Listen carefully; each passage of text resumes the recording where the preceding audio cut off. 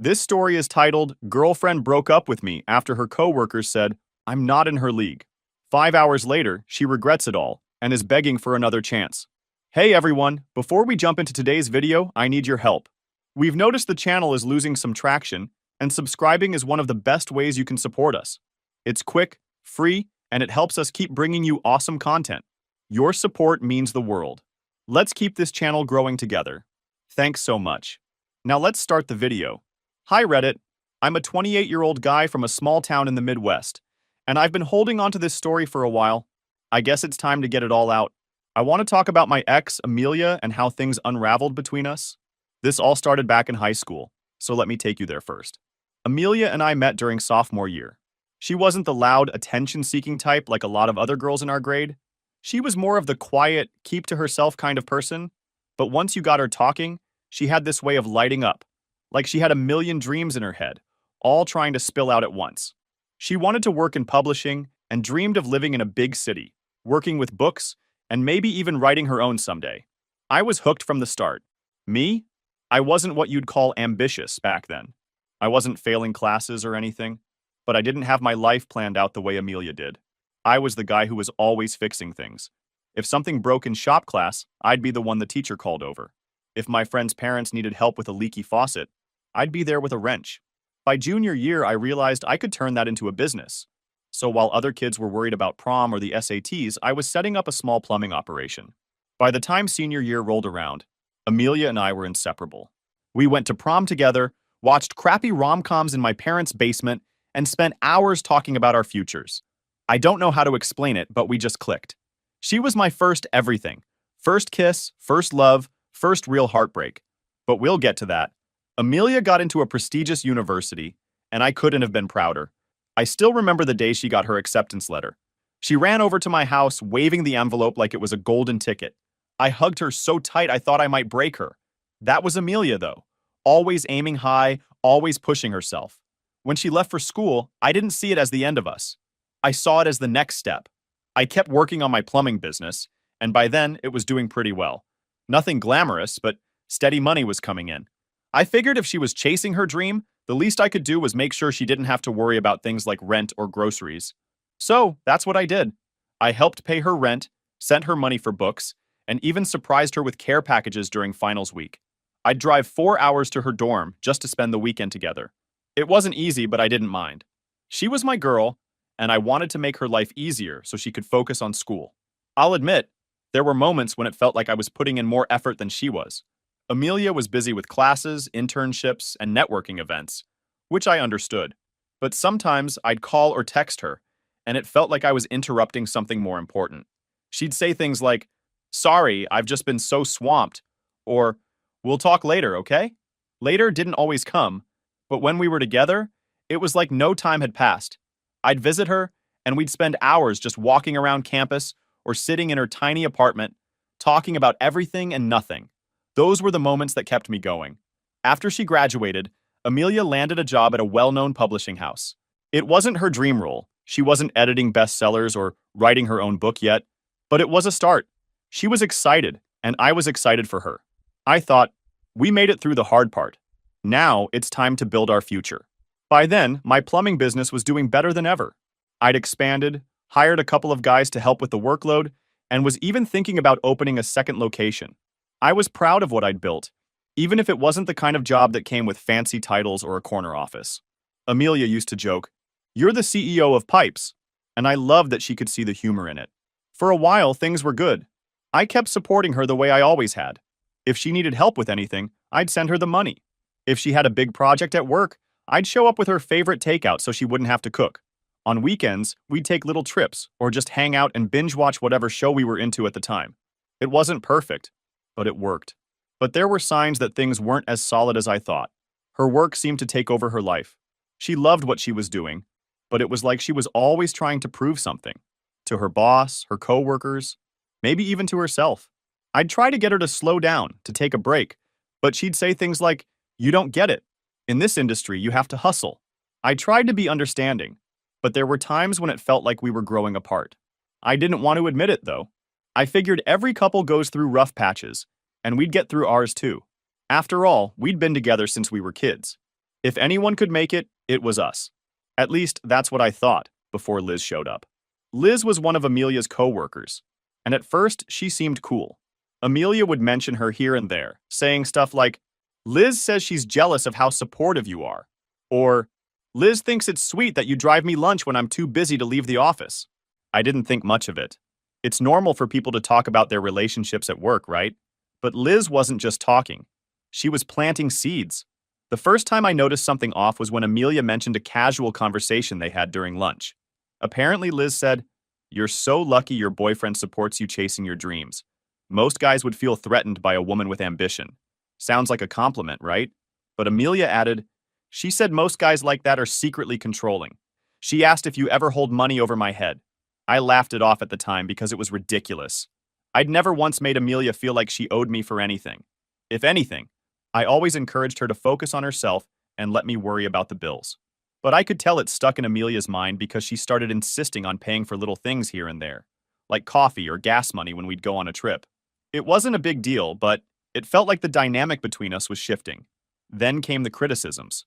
Liz was always finding something wrong with what I did, no matter how thoughtful or kind it was. One day, I surprised Amelia at work with her favorite sushi because she'd mentioned skipping lunch to finish an assignment. She texted me later, thanking me, but then added, "Liz said it was sweet, but she thought it was weird you didn't ask what I wanted first." I was confused. I brought her the exact order she always got at her favorite spot. Why would I need to ask? Another time, Amelia and I went out for a nice dinner to celebrate her first promotion. We were having a great time until she mentioned, "Liz thinks you should have let me pick the place. She says you always take control of stuff like that." I'd chosen the restaurant because it was a spot she'd been wanting to try for months. But suddenly, it felt like even doing something nice could be twisted into a flaw. Liz didn't stop at my gestures. She had plenty to say about my job, too. One night, I was fixing a clogged sink in Amelia's apartment when she mentioned offhand, "Liz asked what you do for work today." When I told her you own a plumbing business, she said, "Oh, that's cute." Cute? Owning a business isn't cute. It's hard work, and I'd built it from the ground up. But that wasn't even the worst part. Amelia added, "She asked if I ever wished you did something more polished, like in an office or something." That one stung. I knew I wasn't some big shot executive, but I'd always been proud of what I did. My business paid the bills, and it was honest work. Still, Amelia reassured me, "Liz is just blunt sometimes. Don't take it personally." But I could see Liz's words starting to seep into Amelia's thoughts. Amelia started making little comments that felt out of character. Things like, "Do you ever think about expanding your business into something bigger?" Or, "Have you ever thought about taking classes to learn more about business management?"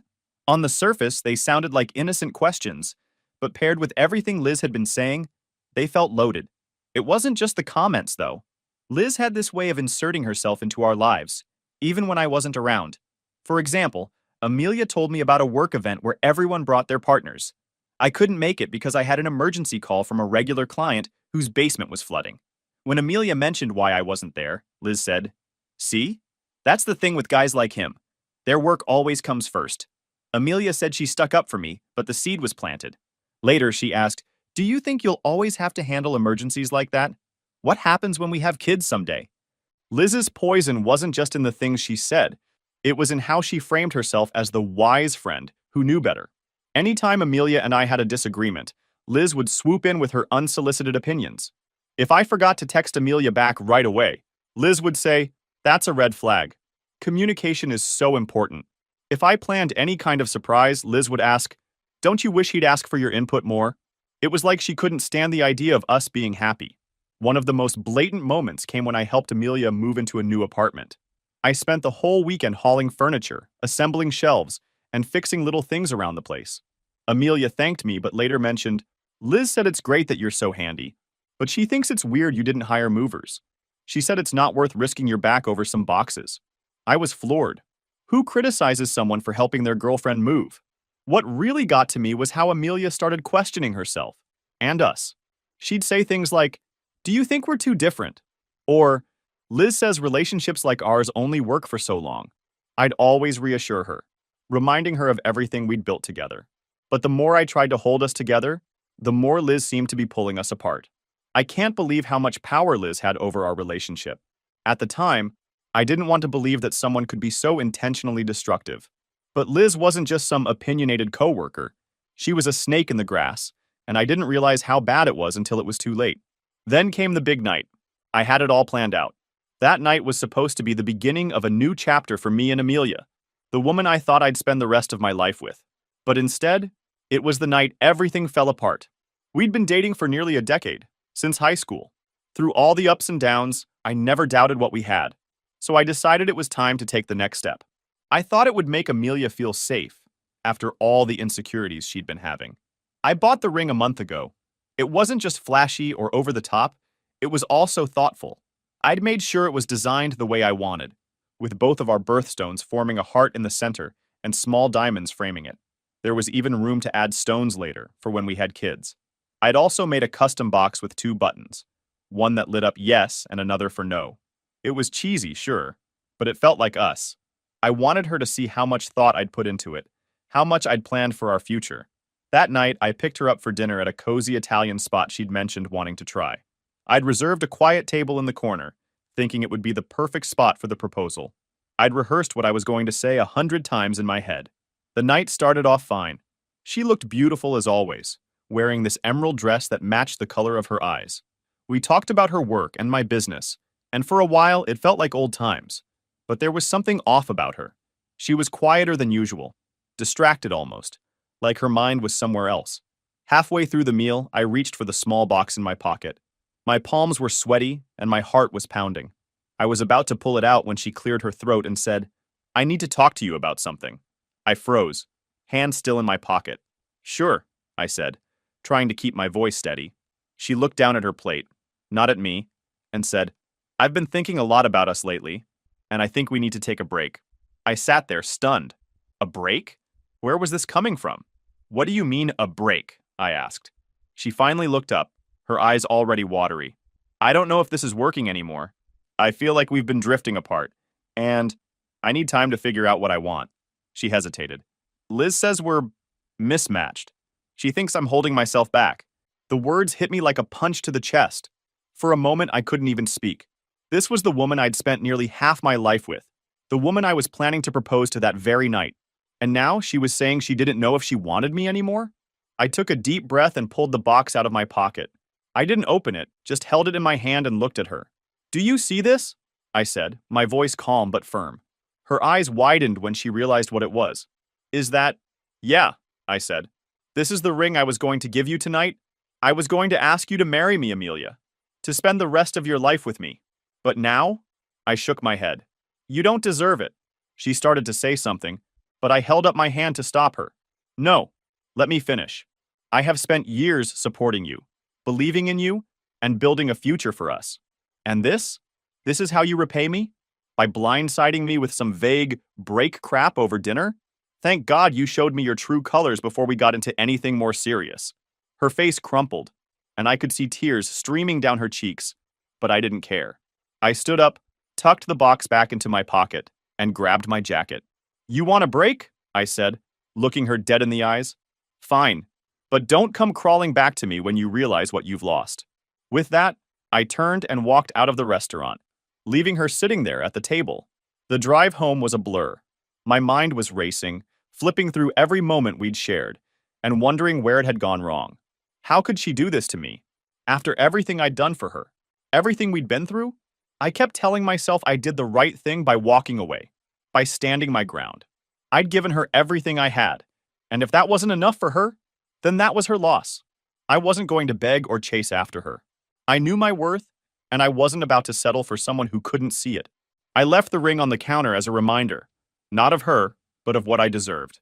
A partner who appreciated me, who believed in me, and who wouldn't throw everything away on a whim. I decided to distract myself the way everyone does these days, by mindlessly scrolling through social media. Big mistake. I opened Instagram, expecting the usual flood of memes and food pics. But instead, the first thing I saw was Liz's story. She'd posted a video of a party, and at first it seemed harmless, just people drinking, dancing, and laughing. But then I saw her. There was Amelia, draped over some random guy, clearly hammered. He had his arm around her waist, pulling her close like they were anything but strangers. She was giggling, leaning into him in a way that made my stomach churn. I froze, staring at the screen, hoping I'd imagined it. But no, it was her. And then I noticed something else. I'd been tagged in the story. Liz didn't make it public.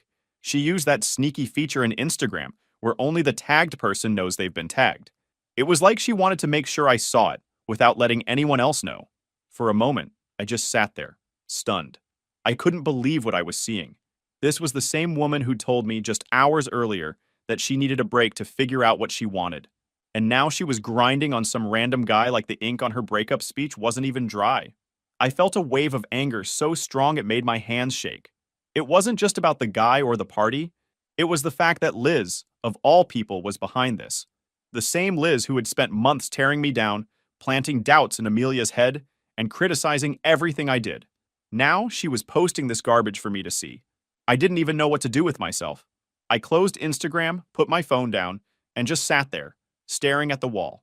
Part of me wanted to call Amelia right then and there, but I stopped myself. She'd made her choice. And now I was seeing exactly what that choice looked like. A few hours later, my phone lit up with her name.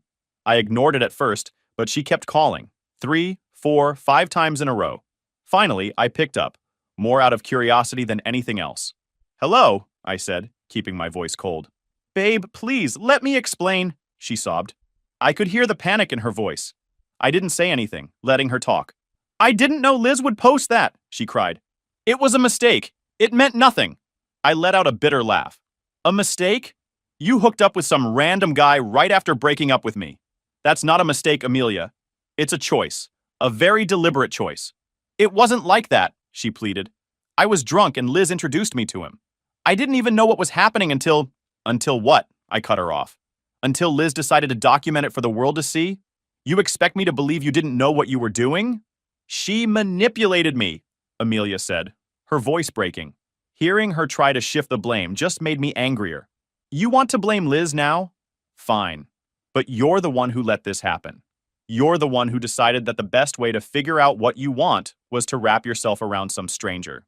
That's on you, Amelia, not Liz." There was silence on the other end of the line. For a moment, I thought she'd hung up, but then I heard her sniffle. "I'm sorry," she whispered. "I was stupid and I..." "Don't," I interrupted. "Don't apologize. You don't get to cry and say you're sorry when you clearly knew what you were doing. You made your bed. Now lie in it." She started to say something else, but I didn't care. I hung up and blocked her number. I wasn't in the mood to hear her excuses. Every time I thought about her voice, the way she tried to twist things to make herself the victim, I felt sick. I couldn't even be mad at the guy in Liz's story. He didn't owe me anything. But Amelia? She was supposed to be my partner, my ride or die. Seeing her act like our relationship meant nothing was the final nail in the coffin. The next morning, I woke up to a flood of texts and missed calls from our mutual friends. I guess Amelia had told them what happened, or maybe Liz's story made the rounds. Either way, I wasn't in the mood to explain myself. I just sent a blanket message to a few close friends, letting them know I was fine, but needed space. It wasn't my job to manage anyone's opinions about the situation. I was drained and honestly just wanted to focus on moving forward. So, here I am, Reddit. Have any of you been through something like this? I keep replaying everything in my head and wondering if I was too harsh. But at the same time, I can't ignore how deliberate it all felt. Amelia let Liz plant these ideas, let her interfere in our relationship, and then turned around and acted like she was powerless in the situation. And Liz? How do people like her even exist? Who goes out of their way to blow up someone else's life just for fun? I don't know what the next step is. Part of me feels like cutting them both out of my life completely is the only way to protect my sanity. Am I wrong for being this cold about it? Or is this just what happens when people show you who they really are? I'd love to hear your thoughts, and I'll keep you updated if anything else happens in the coming days. Update 1. Hey Reddit! First off, I want to thank everyone for the advice, support, and yes, even the sarcastic comments on my last post. One of you said something like, "Dude, Liz sounds like she's auditioning for America's Worst Coworkers." And honestly, I laughed harder than I have in weeks. You guys helped me see that I wasn't crazy for feeling the way I did. So, thanks for that. Sorry it's taken me a while to update. Life's been a lot. Between work, sorting through my feelings about Amelia, and some unexpected health stuff, we'll get to that, I've been stretched pretty thin. But I'm here now, so let's dive in. In the weeks after the breakup, Amelia tried to reconnect. She'd send these long texts apologizing, saying she didn't know what she was thinking, and asking if we could meet up to talk things through. I ignored her at first, but she kept pushing. Eventually, I sent her a short response. Amelia, I've already said everything I needed to. You made your choice, and I'm moving on. Please respect that. That should have been the end of it, but it wasn't. She'd pop up out of nowhere, liking old pictures on Instagram or trying to leave comments like, "Miss this day?" I didn't respond to any of it. I'd already wasted enough energy on someone who didn't value me, and I wasn't about to give her the satisfaction of knowing she still had access to my life. Now, here's where things take a turn. About 2 weeks ago, I started feeling off. Just tired all the time, with these weird dizzy spells that wouldn't go away. I chalked it up to stress from everything with Amelia and Liz, but when I almost passed out at work, I figured it was time to get checked out. Long story short, I needed surgery. It wasn't anything super serious or life-threatening, but it still wasn't fun.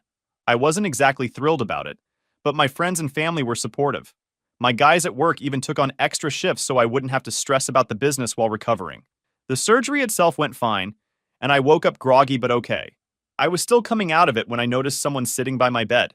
At first, I thought it was one of my friends or family members. But nope, it was Liz. Let me set the scene for you.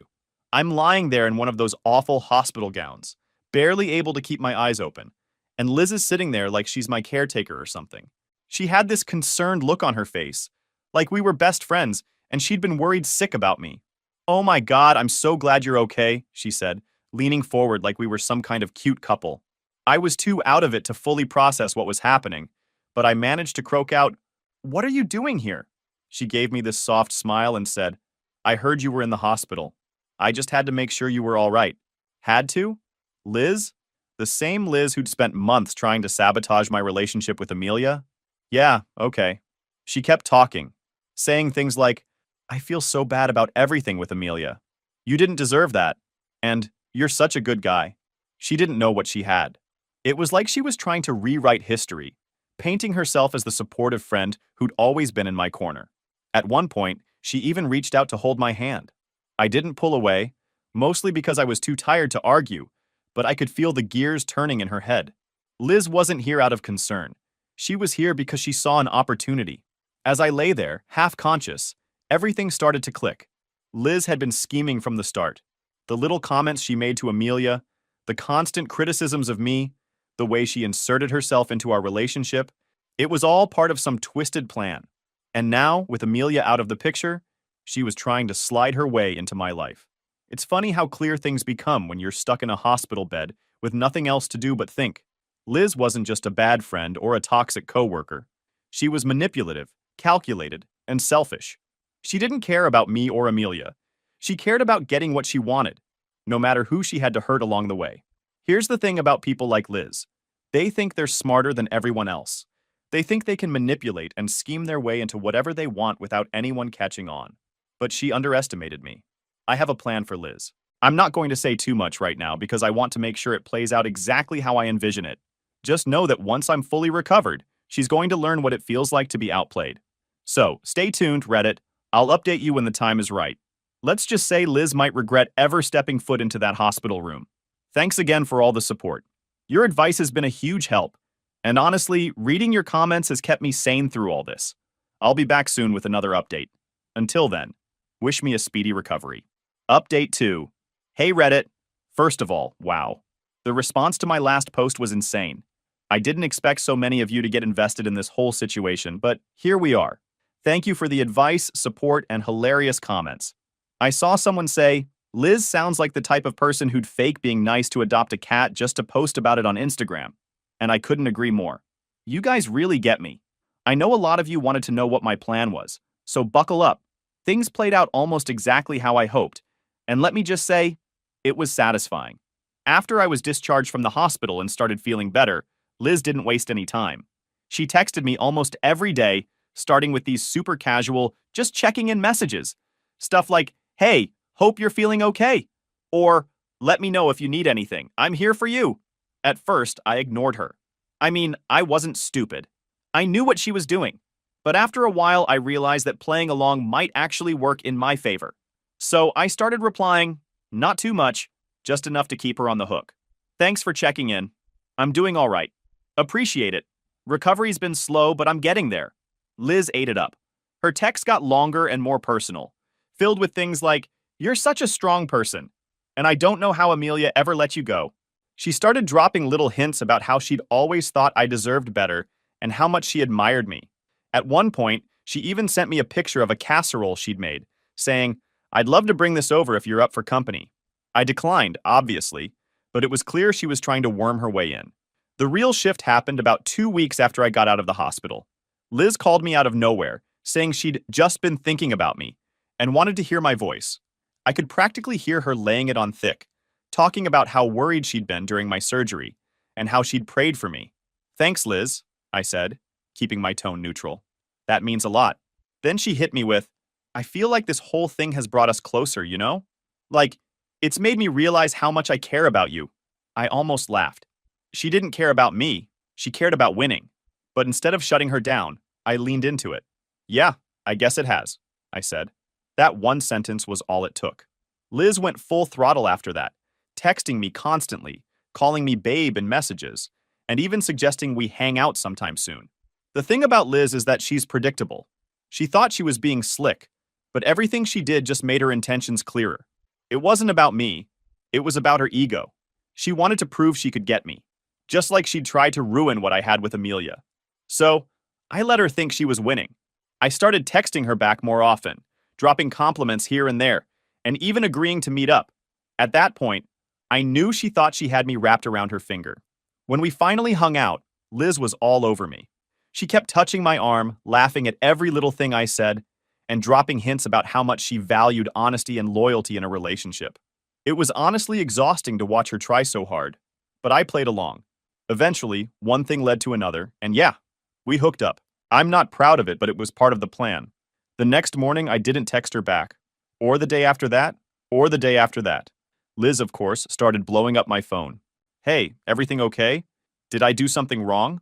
Can we talk?" She called me at least a dozen times, left voicemails, and even sent me a few messages on Instagram.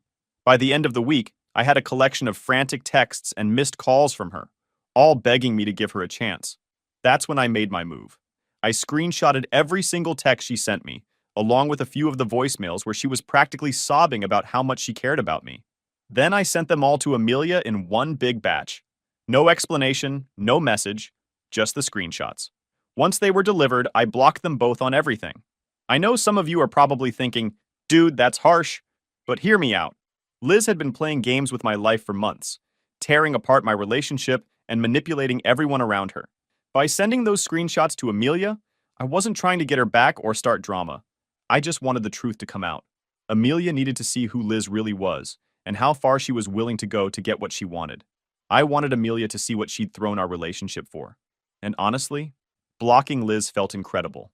I felt like I was in control again, like I wasn't just reacting to the chaos she caused. Now I'm sitting back and watching the fallout. Liz wanted control, and instead, I turned the tables.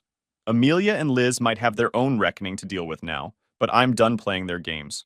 And trust me, Reddit, this isn't the last you'll hear from me. Let me recover fully. I'll give them both time to process and feed you with the updates soon. Update 3. Hey Reddit, I promised I'd keep you updated. And oh boy, things escalated fast. Apparently my little move, sending all of Liz's frantic messages to Amelia, set off a chain reaction I couldn't have planned better if I tried. Here's what I heard through the grapevine. Amelia didn't take kindly to finding out that Liz, her supposed friend, had been scheming behind her back. She confronted Liz at work, and things went from 0 to 100 real quick. From what I've been told, it started with Amelia demanding an explanation, asking Liz why she'd tried to sabotage our relationship and then swoop in after the breakup. Liz, being Liz, tried to play innocent. She claimed I was the one pursuing her, and that Amelia was overreacting. But Amelia wasn't buying it. Someone who works with them told me the argument got so loud that the manager had to step in. But it didn't stop there. Apparently, Amelia called Liz out in front of their coworkers, accusing her of being manipulative and trying to ruin her life. Liz fired back, and before anyone could stop them, things got physical. I don't have all the details, but I know it ended with both of them being escorted out by security. The aftermath? They were both fired. Honestly, I don't feel bad for either of them. Liz got exactly what she deserved. And Amelia, well, I can't say she's completely innocent in all this either. She let Liz worm her way into our relationship, and by the time she realized how toxic Liz was, the damage was already done. I don't know what's next for them, but I'm staying far, far away from the drama. I feel like I'm finally in a place where I can breathe. Anyway, that's all for now. Thanks for sticking with me through this mess. I'll keep you posted if anything else comes up, but for now, I'm just enjoying the peace. Update 4. Hey Reddit. It's been a while, and honestly, I thought I'd have nothing left to share. I figured the whole Liz and Amelia drama was over, and I could finally just move on with my life. But of course, people like them don't go quietly.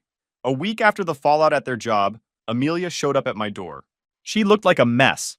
Eyes puffy from crying, hair thrown up in a lazy bun like she didn't even bother trying to look put together. Liz planted all those doubts, she said. She made me think you weren't good enough. But it was all her. I see that now. Please, let's fix this. I just stood there, letting her talk. I wasn't angry anymore. I was done. When she finally stopped, I told her, Amelia, I gave you everything and you threw it away. You let someone like Liz tear us apart, and now you want to come back? I can't do this anymore. I've moved on. She begged, even cried, but I didn't budge. I wished her the best and closed the door. The very next day, as if on cue, Liz tried her luck. She sent me this long text first from a random account I didn't recognize, saying how sorry she was and how she'd made mistakes, but was willing to do whatever it took to make things right. I ignored it, so she showed up uninvited, all smiles and fake sweetness. I know I messed up, she started, but I know you care about me. We could make this work. I see that now. I didn't even let her finish. I looked her dead in the eye and said, you both made your choices. Now live with them. Then I walked back inside and shut the door in her face. That was the last time I saw either of them. Since then, life has been peaceful. My business is thriving. I've even expanded it and hired more people.